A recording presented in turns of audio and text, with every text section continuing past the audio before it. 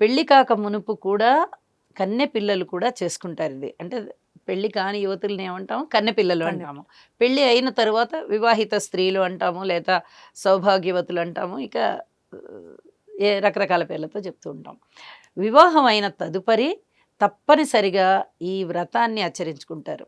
వివాహం అయిన ప్రతి స్త్రీ కూడా, అది ఎన్ని సంవత్సరాలు అయిపోయినా కూడా వివాహిత స్త్రీ అనగానే తప్పనిసరిగా వరలక్ష్మి వ్రతం చేసుకుంటారు. ఎందువల్ల అంటే తన కుటుంబం బాగుండాలి.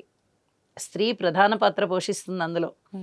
అలాగే తన భర్త బాగుండాలి. ముఖ్యంగా భర్త యొక్క ఆయుష్ బాగుండి వారి యొక్క ఆదాయం సంపాదించేసేటటువంటి మార్గం బాగున్నట్టయితే ఆ కుటుంబంలో ఆదాయం బాగుంటుంది, చక్కగా ఆరోగ్యంగా ఉంటారు అందరూ.